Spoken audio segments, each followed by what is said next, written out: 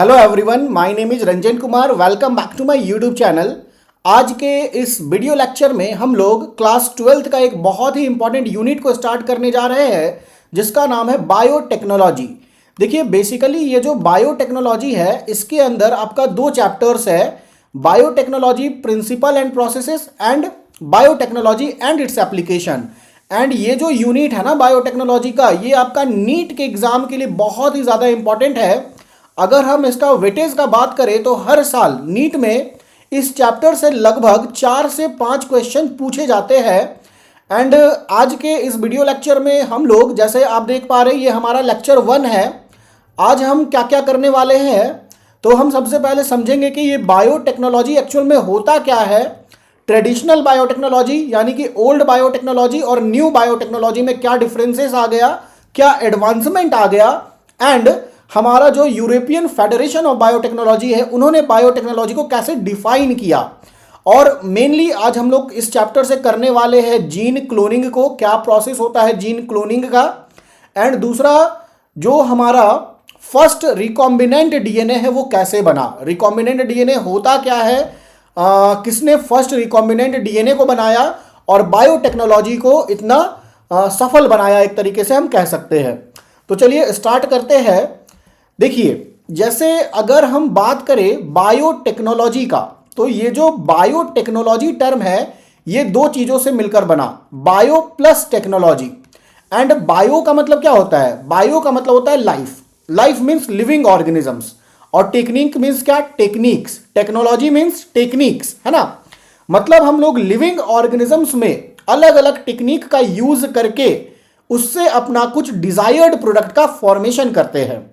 जैसे सिंपली अगर हम बोले, जैसा अगर हम ट्रेडिशनल बायोटेक्नोलॉजी का बात करें, ओल्ड बायोटेक्नोलॉजी का बात करें, तो यहां पे क्या किया जाता था, पहले का टाइम में लिविंग ऑर्गेनिजम्स को या लिविंग ऑर्गेनिजम्स के द्वारा बनाया गया एंजाइम्स का यूज करके हम उससे अपना कुछ डिजायर्ड प्रोडक्ट्स का फॉर्मेशन करते थे। जैसे दूध से दही बनाना, जैसे वाइन बनाना, बियर बनाना, तो ये सब आता है आपका ओल्ड बायोटेक्नोलॉजी में, ठीक है। लेकिन आज के डेट में, टुडेज बायोटेक्नोलॉजी, आज के डेट में ना बहुत ज्यादा एडवांसमेंट हो गया। आज हम लोग क्या कर रहे हैं, बायोटेक्नोलॉजी का यूज करके लिविंग ऑर्गेनिजम्स का जीन एडिटिंग तक कर दे रहे हैं, जेनेटिकली मॉडिफाइड ऑर्गेनिजम्स बना दे रहे हैं, ठीक है। मतलब अगर हम ओल्ड बायोटेक्नोलॉजी और आज के बायोटेक्नोलॉजी को कंपेयर करें तो पहले हम क्या करते थे ना, ऑर्गेनिजम्स का सिर्फ यूज करते थे, ऑर्गेनिजम्स के द्वारा जो बनाया गया एंजाइम्स है उसका बस यूज करते थे। लेकिन आज हम अपने अकॉर्डिंग ऑर्गेनिजम्स को बना दे रहे हैं, यानी कि आज हम ऑर्गेनिजम्स को कंट्रोल भी कर रहे हैं। तो मेन डिफरेंस यही है ओल्ड बायोटेक्नोलॉजी और टुडे बायोटेक्नोलॉजी में। आज के डेट में देखिए आईबीएफ से क्या हो रहा है, टेस्ट ट्यूब बेबी बना रहे हैं, कोई भी जीन्स हम लोग बना दे रहे हैं, ठीक है, डीएनए वैक्सीन बना दे रहे हैं, जो हमारा डिफेक्टिव जीन है उसको रिप्लेस करके उसके जगह बढ़िया जीन लगा दे रहे हैं जिसको जीन थेरेपी बोलते हैं। तो ये सब आपका किसके अंदर आता है, बायोटेक्नोलॉजी के अंदर, ठीक है।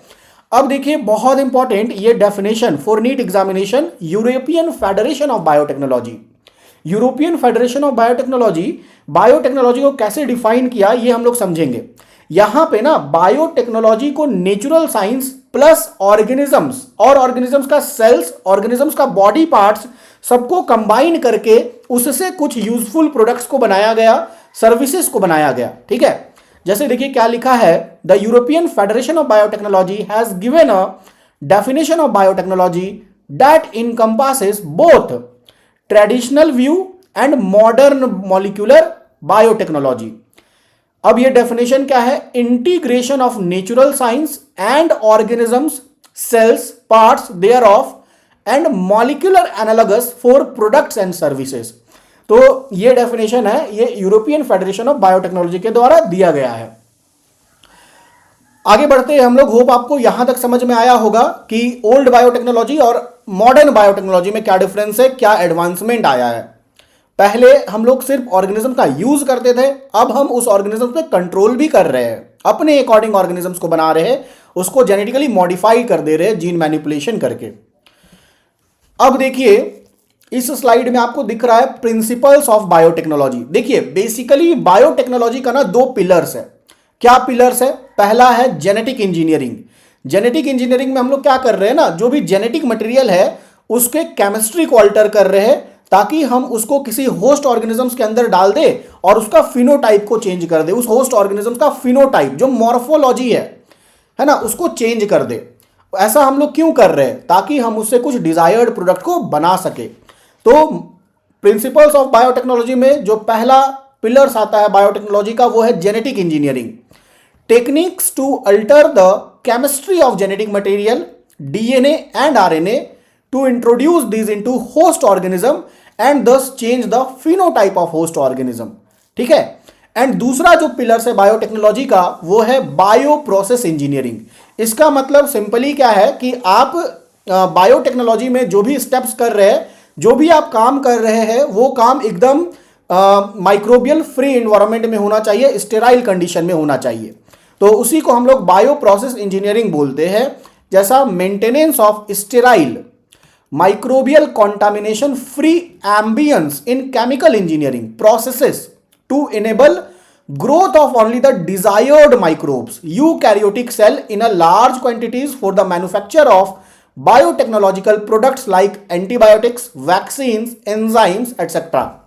जैसे हम लोग मान लीजिए बायोटेक्नोलॉजी का यूज करके कोई भी प्रोडक्ट बना रहे हैं ना, तो वो एकदम कॉन्टामिनेशन फ्री होना चाहिए। हमारा जो डिजायर्ड प्रोडक्ट है बस उसी का फॉर्मेशन होना चाहिए। हम जिस चीज को बनाना चाहते हैं एक्चुअल में बस वही रहे, वहां पे कोई भी कॉन्टामिनेशन ना हो, इसलिए हमको बायो प्रोसेस इंजीनियरिंग का यूज करना पड़ेगा। चलिए आगे देखते हैं जीन क्लोनिंग। देखिए ये आपका बहुत ज्यादा इंपॉर्टेंट टॉपिक हो जाता है जीन क्लोनिंग। जीन क्लोनिंग का मतलब क्या है कि आप ना जो आपका डीएनए है, जो आपका जीन ऑफ इंटरेस्ट है, उसका multiple copies banana.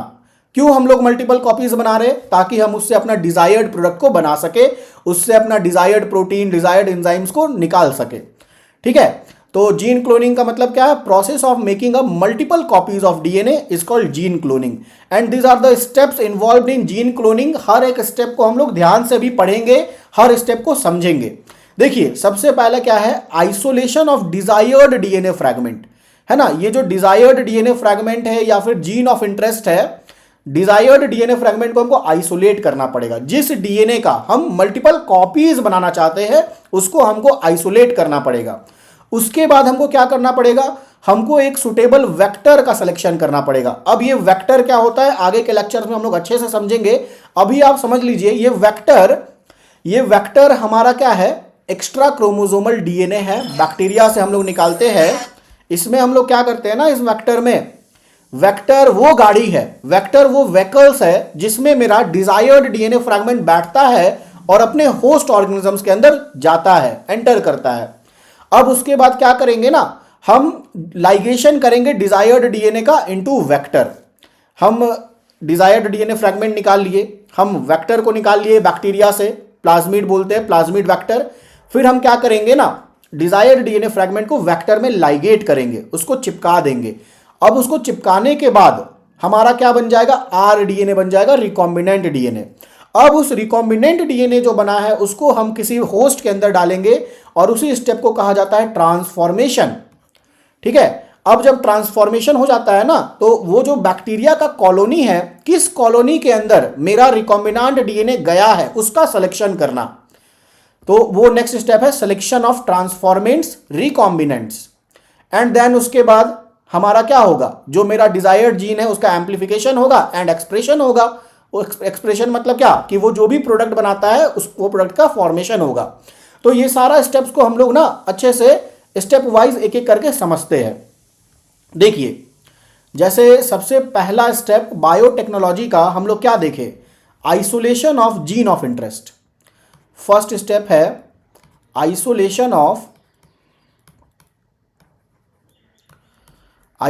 Of gene of interest, या फिर इसको हम लोग डिजायर्ड डीएनए फ्रैगमेंट बोलते हैं, जीन ऑफ इंटरेस्ट। इसको हम लोग GOI शॉर्ट फॉर्म में लिखेंगे, जीन ऑफ इंटरेस्ट, है ना।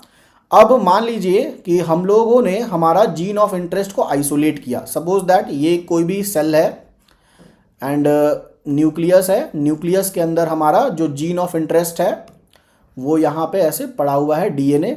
इस डीएनए से हम अपना जो डिजायर्ड जीन ऑफ इंटरेस्ट है उसको आइसोलेट किए। ठीक है। कैसे करते हैं आगे पता चलेगा आपको। ये हमारा जीन ऑफ इंटरेस्ट आइसोलेट हो गया, ठीक है। अब उसके बाद ना हम क्या करेंगे, वेक्टर का सिलेक्शन करेंगे, जो हमारा सेकेंड स्टेप था सिलेक्शन ऑफ वेक्टर। देखिए ये जो वेक्टर होता है ना, ये बैक्टीरिया का एक्स्ट्रा क्रोमोसोमल डीएनए होता है। जैसे मान लीजिए अगर हम बोले कि ये एक बैक्टीरिया है एंड ये बैक्टीरिया में ना इसका ये खुद का डीएनए हो गया, तो इसको हम लोग बोल दिए क्रोमोसोमल डीएनए। बैक्टीरिया का ये खुद का डीएनए है, इसको हम लोग बोलेंगे क्रोमोसोमल डीएनए। अब इस डीएनए के अलावा जो भी बैक्टीरिया होता है ना, उसके पास उसके क्रोमोसोम से अलग एक और डीएनए होता है जो डबल स्ट्रैंडेड सर्कुलर होता है। डबल स्ट्रैंडेड सर्कुलर डीएनए होता है, इसी को हम लोग प्लाज्मिड कहते हैं। इसको हम लोग प्लाज्मिड बोले या फिर एक्स्ट्रा क्रोमोसोमल डीएनए बोले, है ना, सबका मीनिंग सेम होगा, प्लाज्मिड या फिर extra chromosomal DNA.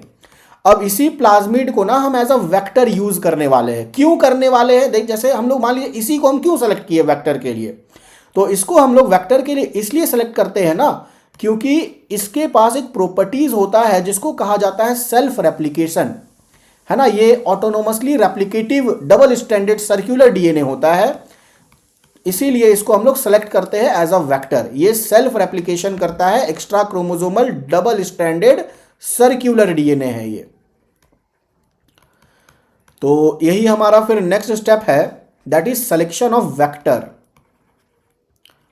Selection of vector, ठीक है। हमने वेक्टर को सेलेक्ट कर लिया, सपोज दैट ये वेक्टर को हमने आइसोलेट किया, this vector, that is selection of vector,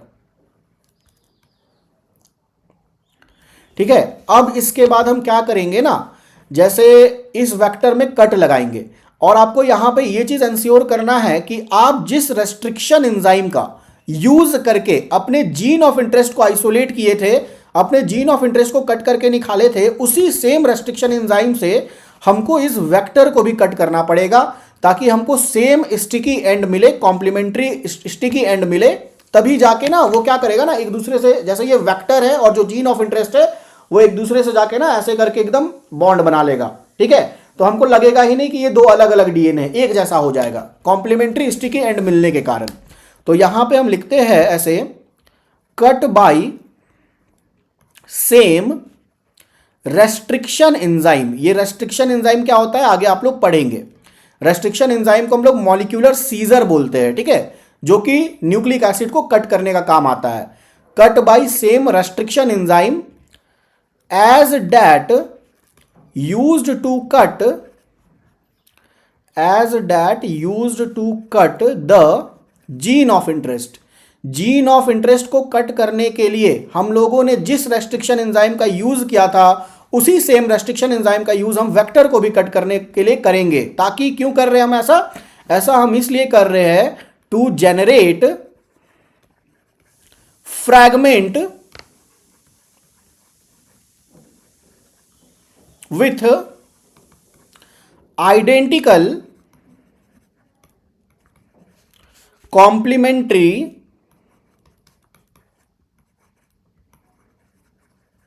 sticky ends, with identical complementary sticky ends, ठीक है। तो अब ना हम क्या किए, हम हमारे वेक्टर को भी कट कर लिए, ठीक है। तो जब वेक्टर को कट करेंगे ना, तो सपोज दैट ये मेरा वेक्टर था और हमने रेस्ट्रिक्शन एंजाइम का यूज करके इसमें कट लगा लिया इस तरीके से। अब हम क्या करेंगे, नेक्स्ट स्टेप जो आएगा हमारा लाइगेज एंजाइम का यूज करके, है ना। ये जो मेरा जीन ऑफ इंटरेस्ट है, जीन ऑफ इंटरेस्ट को लाइगेज एंजाइम का यूज करके हम इस वेक्टर में क्या करेंगे, लाइगेट कर देंगे, उसको चिपका देंगे। तो थर्ड स्टेप जो मेरा आ जाता है ligation of desired DNA fragment. Ligation of desired DNA fragment या फिर जीन ऑफ इंटरेस्ट भी बोल सकते हैं। Ligation of desired DNA fragment. अब डिजायर्ड डीएनए फ्रैगमेंट को लाइगेट किए into vector using enzyme ligase, है ना। लाइगेज एंजाइम होता है, ये मॉलिक्यूलर ग्लू है। मॉलिक्यूलर ग्लू का मतलब क्या है कि डीएनए को वेक्टर के अंदर हमको चिपकाना है, उसको ऐड करना है, ठीक है। तो जब हम ऐसा करेंगे ना, जब हम उसको लाइगेट कर देंगे तब क्या होगा देखिए,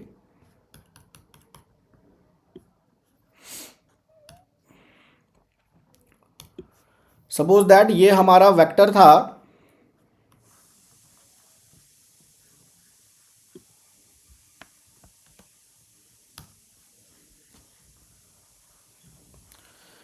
ये हमारा वेक्टर था एंड इस वेक्टर में ना हमने क्या किया, हमने अपना डिजायर्ड डीएनए फ्रैगमेंट को लाइगेट कर दिया इस तरीके से। तो देखिए ऐसा कोई भी डीएनए जिसमें फॉरेन डीएनए होता है ना, वो हमारा कहलाता है रिकॉम्बिनेंट डीएनए। तो आफ्टर लाइगेशन हमें क्या मिल गया, हमें मिल गया रिकॉम्बिनेंट डीएनए मिल गया।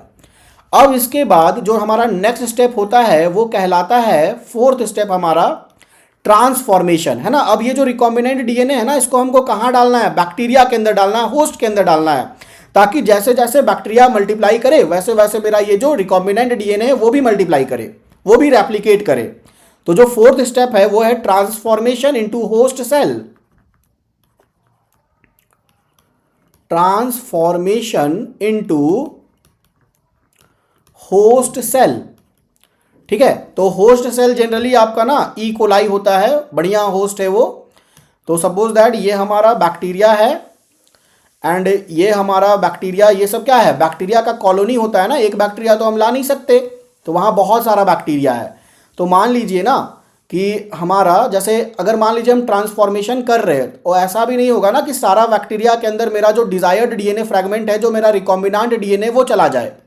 जैसे मान लीजिए ये एक होस्ट है, ये एक होस्ट है और ये एक होस्ट है, ठीक है। तो आप देख पाएंगे कि यहाँ पर ना सिर्फ इस बैक्टीरिया और इस बैक्टीरिया में रिकॉम्बिनेंट डीएनए जा पाया, इसमें नहीं गया है ना। ये पूरा रेड है ना, रेड मतलब क्या, पूरा वेक्टर है।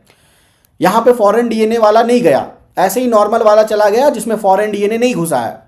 तो अब इसके बाद जो मेरा नेक्स्ट स्टेप आता है ना, वही मेरा क्या है, सिलेक्शन ऑफ रिकॉम्बिनेंट ट्रांसफॉर्मेंट।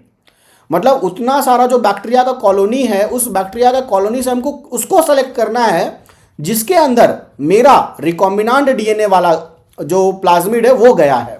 और इसका सिलेक्शन हम सिखाएंगे आपको कैसे किया जाता है आगे, बहुत बढ़िया एक प्रोसेस है, हम लोग पढ़ते हैं वो, ठीक है। तो नेक्स्ट स्टेप आता है हमारा selection of recombinant. Fifth step क्या है, सिलेक्शन ऑफ रिकॉम्बिनेंट। हमको रिकॉम्बिनेंट को सेलेक्ट करना पड़ेगा। रिकॉम्बिनेंट मतलब क्या, जिसके अंदर मेरा सिर्फ और सिर्फ रिकॉम्बिनेंट डीएनए वाला प्लाज्मिड गया है।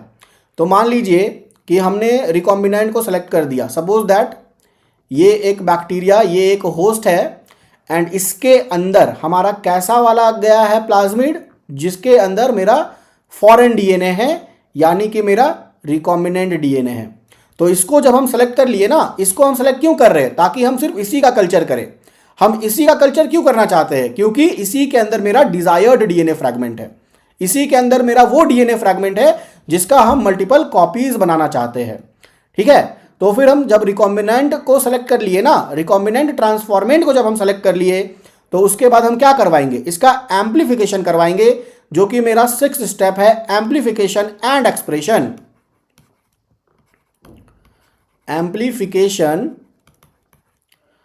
And expression, amplification and expression मतलब अब क्या होगा ना कि ये जो मेरा बैक्टीरिया है, ये अब क्या करेगा, एम्प्लीफाई करेगा। बैक्टीरिया मल्टीप्लाई करेगा और वेक्टर के पास भी क्या है, सेल्फ रेप्लिकेशन का प्रॉपर्टीज है। तो वेक्टर भी मल्टीप्लाई कर रहा है और जब बैक्टीरिया मल्टीप्लाई कर रहा है तो ये जो मेरा डिजायर्ड डीएनए फ्रैगमेंट है वो उसके नेक्स्ट जनरेशन में पास भी हो रहा है। इसको इसके बाद हम लोग नेक्स्ट स्लाइड में लिखते हैं। देखिए जैसे हमारा जो सिक्स्थ स्टेप था, ये था एम्प्लीफिकेशन, एम्प्लीफिकेशन एंड एक्सप्रेशन,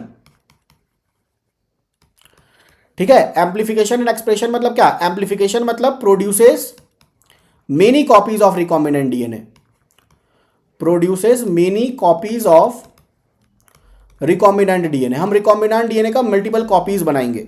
तो जैसे जैसे मेरा जो ई कोलाई है, जो मेरा होस्ट है, वो बैक्टीरिया मल्टीप्लाई कर रहा है, देखिए ये बैक्टीरिया मल्टीप्लाई कर रहा है और ये मल्टीप्लाई करेगा तो क्या होगा, जो मेरा डिजायर्ड डीएनए फ्रैगमेंट है, जो मेरा रिकॉम्बिनेंट डीएनए हमने इसके अंदर डाला है, वो भी क्या होगा, वो भी मल्टीप्लाई करेगा। हम कल्चर कर रहे हैं एक तरीके से बैक्टीरिया का, बैक्टीरिया को वो सारा न्यूट्रिएंट प्रोवाइड कर रहे हैं जो कि उसके ग्रोथ में हेल्प करे। तो ये मेरा रिकॉम्बिनेंट डीएनए, और आप देख पा रहे होंगे कि जो मेरा रिकॉम्बिनेंट डीएनए है उसका मल्टीपल कॉपीज बनता जा रहा है। ठीक है, जैसे जैसे बैक्टीरिया मल्टीप्लाई कर रहा है। और ये जो वेक्टर था ना प्लाज्मिड, उसके पास भी तो सेल्फ रेप्लिकेशन का प्रॉपर्टीज था, तो इसके अंदर भी जो मेरा वेक्टर है ना वो भी 1 से 2, 2 से 4 ऐसे करके वो रेप्लिकेशन कर रहा है। ठीक है, तो ऐसा भी हो सकता है। तो अब क्या हो गया, यहाँ पे हमारा बहुत सारा कॉपी बन गया, many copies of recombinant DNA. And यही तो हमारा जीन क्लोनिंग है ना, ये जो मेरा इतना सारा कॉपी बन गया रिकॉम्बिनेंट डीएनए का, यही तो हमारा जीन क्लोनिंग है। अब हम क्या करेंगे, इस बैक्टीरिया से इसका एक्सप्रेशन करवाएंगे। मतलब ये जो मेरा रिकॉम्बिनेंट डीएनए है ना, जो मेरा जीन ऑफ इंटरेस्ट है, वो क्या करेगा, एक्सप्रेशन करेगा, एक्सप्रेस होगा। एक्सप्रेस होगा तो डीएनए है तो क्या करेगा, कोई डिजायर्ड प्रोडक्ट बनाएगा, कोई प्रोटीन बनाएगा, कोई एंजाइम बनाएगा, और उसको हम लोग यूज करेंगे for the welfare of Mankind, अपने फायदे के लिए हम उसका यूज करेंगे। तो ओवरऑल आपका यही है जीन क्लोनिंग का प्रोसेस। होप आपको ये सारा स्टेप जीन क्लोनिंग के अंदर जो हम लोग 6 स्टेप देखे थे ये समझ आया होगा। एंड ये बहुत ज़्यादा इंपॉर्टेंट है, आप लोगों को जितना बार पढ़ेंगे उतना बार बढ़िया रहेगा, रिवीजन होगा अच्छे से। ठीक है, अब देखिए इसके बाद जो हमारा नेक्स्ट टॉपिक है ना वो है हमारा फर्स्ट रिकॉम्बिनेंट डीएनए। जैसे आप देखेंगे कि हम लोगों ने रिकॉम्बिनेंट डीएनए बनाया, और आपको मैंने बताया कि रिकॉम्बिनेंट डीएनए वो डीएनए होता है जिसके अंदर मेरा जीन ऑफ इंटरेस्ट है, वो प्लाज्मिड जिसके अंदर मेरा जीन ऑफ इंटरेस्ट है वो क्या बन गया, वो रिकॉम्बिनेंट डीएनए बन गया। तो पहली बार रिकॉम्बिनेंट डीएनए कौन बनाया, कैसे बनाया, वो हम लोग सीखेंगे। ठीक है, देखिए first time construction of first recombinant DNA, यहां पे 2 साइंटिस्ट थे, एक थे हर्बर्ट बॉयर और एक थे स्टेनले कोहेन, है ना। इन्होंने ही क्या किया, फर्स्ट रिकॉम्बिनेंट डीएनए बनाया था 1972 में। याद रखिएगा 1972 में first recombinant DNA Herbert Boyer और स्टेनले कोहेन ने बनाया। कैसे बनाया, बहुत इंटरेस्टिंग है। देखिए ये जो हर्बर्ट बॉयर है ना, ये हर्बर्ट बॉयर ना बहुत सारा रेस्ट्रिक्शन एंजाइम पे स्टडी किए थे। हर्बर्ट बॉयर क्या किए थे, रेस्ट्रिक्शन एंजाइम पे स्टडी किए थे। जैसे आपको बताया रेस्ट्रिक्शन एंजाइम वो एंजाइम होता है जो कि डीएनए को कट करने का काम करता है ना। तो हर्बर्ट बॉयर क्या किए, studies on couple of restriction enzyme. Herbert Boyer studies on couple of restriction enzyme, ये बहुत सारे रेस्ट्रिक्शन एंजाइम पर स्टडी किए थे। और स्टडी किए रेस्ट्रिक्शन एंजाइम पे तो क्या सीखे, वो सीखे कि हम कैसे डीएनए को कट करके निकाल सकते हैं, है ना। Cut the DNA into a particular position, cut the DNA at a particular position, है ना। डीएनए को एक पोजीशन पे, एक स्पेसिफिक जगह पे काटना सीखे। और जब वो डीएनए को कट किए तो क्या मिला उनको स्टिकी एंड मिला। आपको ये स्टिकी एंड क्या होता है ना आगे के लेक्चर में अच्छे से समझ आ जाएगा। ठीक है, स्टिकी एंड मिला। अब देखिए ये जो स्टेनले कोहेन थे, इनका अपना इंडिविजुअल काम था। इन्होंने क्या किया, स्टेनले कोहेन ने ये सीखा कि हम बैक्टीरिया के अंदर से कैसे उस डबल स्टैंडर्ड सर्कुलर डीएनए जिसको हम प्लाज्मिड बोल रहे हैं, कैसे हम उसको वहां से रिमूव करेंगे और कैसे उसको वापस से रीइंसर्ट करेंगे। ठीक है, तो स्टेनले कोहेन ने क्या किया, ये इन्होंने प्लाज्मिड पर वर्क किया, जिसको हम लोग एज अ वेक्टर यूज करने वाले हैं। एंड बायोटेक्नोलॉजी का रामबाण वही है, प्लाज्मिड और रेस्ट्रिक्शन एंजाइम, क्योंकि इसी के डिस्कवरी से, रेस्ट्रिक्शन एंजाइम के डिस्कवरी से बायोटेक्नोलॉजी इतना एडवांस हो पाया है। तो ये प्लाज्मिड पे वर्क किए और इन्होंने क्या सीखा, इन्होंने सीखा कैसे हम प्लाज्मिड को रिमूव करेंगे बैक्टीरिया के अंदर से एंड कैसे हम वापस से उसको रीइंसर्ट करेंगे। He develop a method of removing and reinserting. मान लीजिए कि हमने प्लाज्मिड को निकाला, उसमें अपना फॉरेन डीएनए डाला, बन गया मेरा रिकॉम्बिनेंट डीएनए। अब वापस से कैसे हम उसको रीइंसर्ट करेंगे, रीइंसर्ट किसमें, होस्ट में। Reinserting the plasmid in bacterial cells, यही बैक्टीरियल सेल तो होस्ट है ना, इन बैक्टीरियल सेल। तो देखिए ऐसा करने के बाद क्या हुआ, अब इन्होंने प्लाज्मिड निकालना सीखा, इन्होंने डीएनए फ्रैगमेंट को कट करके निकालना सीखा। और क्या किए वो, ये प्लाज्मिड को और जो मेरा डिजायर्ड डीएनए फ्रैगमेंट है इसको क्या किए, दोनों को एक दूसरे से पेस्ट कर दिए लाइगेज एंजाइम का यूज करके, पेस्टिंग टुगेदर। ठीक है, जैसे क्या हो रहा है देखिए, यहां पे ना हर्बर्ट बोयर ने डिजायर्ड डीएनए फ्रैगमेंट को निकाला, जीन ऑफ इंटरेस्ट को निकाला। स्टेनले कोहेन ने क्या किया, उन्होंने प्लाज्मिड को निकाला और फिर लाइगेज एंजाइम का यूज करके इस डिजायर्ड डीएनए फ्रैगमेंट को इस प्लाज्मिड में चिपका दिया गया। इस तरीके से लाइगेट एंजाइम का यूज करके इस प्लाज्मिड में इसको चिपका दिया गया और ये जो बना, यही तो बना मेरा रिकॉम्बिनेंट डीएनए। ठीक है, ये बना मेरा क्या, रिकॉम्बिनेंट डीएनए। एंड यहीं से हमारा क्या हो गया, यहीं से हमारा हो गया construction of first artificial recombinant DNA इन 1972। इन 1972 में फर्स्ट रिकॉम्बिनेंट डीएनए का फॉर्मेशन हुआ था। ठीक है, अब देखिए एक बात आपको जानना है कि ये जो स्टेनले कोहेन है ना और ये हर्बर्ट बोयर जिन्होंने फर्स्ट रिकॉम्बिनेंट डीएनए बनाया, तो उसके लिए इन्होंने प्लाज्मिड किस बैक्टीरिया से निकाला, तो इन्होंने जो प्लाज्मिड निकाला था ना, वो निकाला था साल्मोनेला टाइफीम्यूरियम से। कहां से, नेटिव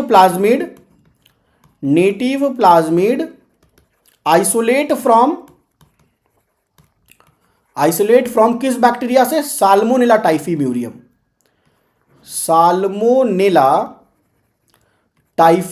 है ना, यहां से उन्होंने क्या निकाला, प्लाज्मिड को निकाला। और ये जो हमारा डिजायर्ड डीएनए फ्रैगमेंट था, ये जो मेरा जीन ऑफ इंटरेस्ट था ना, वो कैसा था, वो एंटीबायोटिक रेसिस्टेंस जीन था। एंटीबायोटिक रेसिस्टेंस जीन का मतलब क्या, कि ऐसा मतलब जीन जो बैक्टीरिया को एंटीबायोटिक खिलाने पे भी सरवाइव करने में हेल्प कर रहा है। एंटीबायोटिक रेसिस्टेंस जीन, जैसे अगर हम बोल रहे हैं एंटीबायोटिक रेसिस्टेंस, इसका मतलब क्या है ना, जैसे कोई बैक्टीरिया एंटीबायोटिक रेसिस्टेंस है, इसका मतलब है कि आप उस बैक्टीरिया को कितना भी एंटीबायोटिक खिला दीजिए वो नहीं मरेगा। तो मान लीजिए ये जो एंटीबायोटिक रेसिस्टेंस का प्रॉपर्टीज कहां से आया, वो किसी ना किसी जीन की वजह से आ रहा है, और वो जीन कौन है, वही है एंटीबायोटिक रेसिस्टेंस जीन। तो इन्होंने क्या किया था, साल्मोनेला टाइफीम्यूरियम से प्लाज्मिड निकाला और एंटीबायोटिक रेसिस्टेंस जीन लिया और इन दोनों को जोड़ दिया और इन्होंने क्या बना दिया, फर्स्ट रिकॉम्बिनेंट डीएनए बना लिया। अब उसके बाद क्या किए, ये जो रिकॉम्बिनेंट डीएनए बना लिए ना, इसको वो ट्रांसफर कर दिए ई कोलाई में। है ना, मान लीजिए ये जो रिकॉम्बिनेंट डीएनए बना, इसको अगर हम ट्रांसफर कर दे ई कोलाई में, ई कोलाई मतलब एक बैक्टीरिया होस्ट है, ट्रांसफर इनटू ई कोलाई। ठीक है, ई कोलाई में ट्रांसफर कर दिए। अब ई कोलाई में ट्रांसफर करेंगे ना, तो जो ई कोलाई जो बैक्टीरिया है ना, वो एंटीबायोटिक रेसिस्टेंस बन जाएगा, क्योंकि उसके अंदर हम लोगों ने क्या किया, उसके अंदर हम लोगों ने एंटीबायोटिक रेसिस्टेंस जीन डाल दिया। वो जो बैक्टीरिया था E coli, it becomes antibiotic resistance बन गया। अब आप क्या करेंगे ना, उस ई कोलाई को कितना भी एंटीबायोटिक देंगे वो नहीं मरेगा, क्योंकि उसके अंदर एंटीबायोटिक रेसिस्टेंस जीन आ गया। तो यही कहानी है आपका फर्स्ट रिकॉम्बिनेंट डीएनए बनने का। हम लोगों को हर्बर्ट बोयर और स्टेनले कोहेन को मतलब थैंक्स बोलना चाहिए कि उन्होंने बायोटेक्नोलॉजी को इतना आसान बना दिया। रेस्ट्रिक्शन एंजाइम का यूज किया डीएनए को कट करने के लिए, सेम रेस्ट्रिक्शन एंजाइम का यूज किया प्लाज्मिड को कट करने के लिए, ताकि हमको सेम स्टिकी एंड मिले एंड मेरा डिजायर्ड डीएनए फ्रैगमेंट और वेक्टर एक दूसरे से ऐसे करके लाइगेट हो जाए, चिपक जाए एक दूसरे में, और क्या बन जाए, रिकॉम्बिनेंट डीएनए बन जाए। और फिर उस रिकॉम्बिनेंट डीएनए को हमने होस्ट के अंदर ट्रांसफर किया और होस्ट में क्या हुआ, मॉडिफिकेशन आ गया। अब देख रहे हैं ना, ई कोलाई क्या बन गया, एंटीबायोटिक रेसिस्टेंस बन गया। अब आप उस ई कोलाई को कितना भी खिला दीजिए एंटीबायोटिक, वो नहीं मरेगा, क्योंकि उसके पास एंटीबायोटिक रेसिस्टेंस जीन है। तो ऐसे बना फर्स्ट रिकॉम्बिनेंट डीएनए। एंड यही बातें आपकी पूरी एनसीईआरटी में लिखी हुई है। एक बार हम एनसीईआरटी को भी रीड कर लेते हैं। देखिए, let us now focus on the first instance of construction of artificial recombinant DNA molecule. The construction of first recombinant DNA emerged from the possibility of linking a gene encoding antibiotic resistance, है ना। ऐसा मेरा gene of interest है जिसके पास antibiotic resistance gene है, with a native plasmid. Plasmid मतलब क्या, autonomously replicating circular extra chromosomal DNA of Salmonella typhimurium, है ना। प्लाज्मिड को हमने कहां से निकाला, साल्मोनेला टाइफीम्यूरियम से निकाला। Stanley Cohen and Herbert Boyer accomplished this in year 1972 by isolating the antibiotic resistance gene by cutting out of a piece of DNA from a plasmid which was responsible for conferring antibiotic resistance. The cutting of DNA at specific location became possible with the discovery of the so called, क्या discover हुआ, restriction enzyme, molecular scissor restriction enzyme. The cut piece of DNA was then linked with the plasmid DNA. This plasmid DNA acts as a vector to transfer the piece of DNA attached to it. You probably know that mosquito acts as an insect vector to transfer the malarial parasite into human body. जैसे ये ना आपको vector को explain कर रहा है कि vector क्या है, तो आपको हम बताया ना वेक्टर वो गाड़ी है जिसमें मेरा जीन ऑफ इंटरेस्ट बैठता है, जिसमें मेरा रिकॉम्बिनेंट डीएनए है ना. वेक्टर वो गाड़ी है जिसमें जीन ऑफ इंटरेस्ट मेरा बैठकर कहां जाता है, होस्ट के अंदर जाता है. और उसी में एग्जांपल बोला है कि जैसे मलेरियल पैरासाइट है प्लाज्मोडियम, वो मॉस्क्यूटो के अंदर जाता है और मॉस्क्यूटो फिर ह्यूमन बॉडी में उसको लाया, तो मॉस्क्यूटो क्या किया, एज अ वेक्टर काम किया. In the same way a plasmid can be used as a vector to deliver an alien piece of DNA. ये एलियन पीस ऑफ डीएनए क्या है, फॉरेन डीएनए बोलिए, जीन ऑफ इंटरेस्ट बोलिए, सब same है. Into the host organism the linking of antibiotic resistance gene with the plasmid vector became possible with the enzyme DNA ligase. DNA ligase का use करके ही तो हम प्लाज्मिड में डीएनए फ्रैगमेंट को लाइगेट कर रहे हैं. Which acts on cut DNA molecule and joins their ends. This makes a new combination of circular autonomously replicating DNA created in vitro and is known as recombinant DNA. In vitro मतलब क्या हो गया, lab में, lab condition है ना, lab में हम लोगों ने इसे बनाया. When this DNA is transferred into E coli, है ना, ई कोलाई क्या है, होस्ट है, उसके अंदर हम लोगों ने उसे ट्रांसफर किया. A bacterium closely related to Salmonella, it could replicate using the new host DNA polymerase enzyme. है ना, ये जो मेरा रिकॉम्बिनेंट डीएनए बना था ना, रिकॉम्बिनेंट डीएनए जिसमें हमने डाला था एंटीबायोटिक रेसिस्टेंस जीन, अब वो ई कोलाई का डीएनए पॉलीमरेज का यूज करके रेप्लिकेशन कर रहा है. ठीक है, एंड मेक्स मल्टीपल कॉपीज. अब रेप्लिकेशन कर रहा है तो क्या करेगा, मल्टीपल कॉपीज बनाएगा. और इसी को तो जीन क्लोनिंग बोल रहे हैं ना, मल्टीपल कॉपीज बनना इज कॉल्ड जीन क्लोनिंग. ठीक है, तो इस तरीके से फर्स्ट रिकॉम्बिनेंट डीएनए बन गया. देखिए लिखा है the ability to multiply copies of antibiotic resistance gene in E coli was called cloning of antibiotic resistance gene in E coli. You can hence infer that there are 3 basic steps. Genetically modified मतलब आप किसी organism को अगर genetically modify करना चाहते हैं तो उसका 3 स्टेप है. फर्स्ट क्या है, आपको डीएनए को आइडेंटिफाई करना पड़ेगा जिसके अंदर मेरा डिजायर्ड जीन है. आपको इस डिजायर्ड जीन को क्या करना पड़ेगा, होस्ट के अंदर ट्रांसफर करना पड़ेगा. और ट्रांसफर करने के लिए आपको वेक्टर का यूज करना पड़ेगा, प्लाज्मिड का यूज करना पड़ेगा. अब आप होस्ट को क्या करना पड़ेगा ना, maintenance of introduce DNA in the host and transfer of DNA to its progeny. ठीक है, होस्ट को आप मेंटेन करेंगे, आपका जो डिजायर्ड डीएनए फ्रैगमेंट है उसका बहुत सारा कॉपी बनेगा, फिर उसमें से हम उसको निकाल के जैसे वो मल्टीप्लाई करेगा ना, नेक्स्ट जनरेशन में भी जाएगा. अभी आप देख रहे थे ना, बैक्टीरिया जैसे जैसे मल्टीप्लाई कर रहा है तो क्या अपना प्रोजेनी बना रहा है, और उसके अंदर जो हमने डीएनए फ्रैगमेंट डाला था, जो मेरा जीन ऑफ इंटरेस्ट था, वो उसके नेक्स्ट जनरेशन में भी पास हो रहा था. तो these are the basic steps. अगर हम यूज करें तो ऑर्गेनिजम्स को जेनेटिकली मॉडिफाई कर सकते हैं. And thanks all of you. Hope आपको आज का लेक्चर में gene cloning and construction of first recombinant DNA ये समझ आया होगा.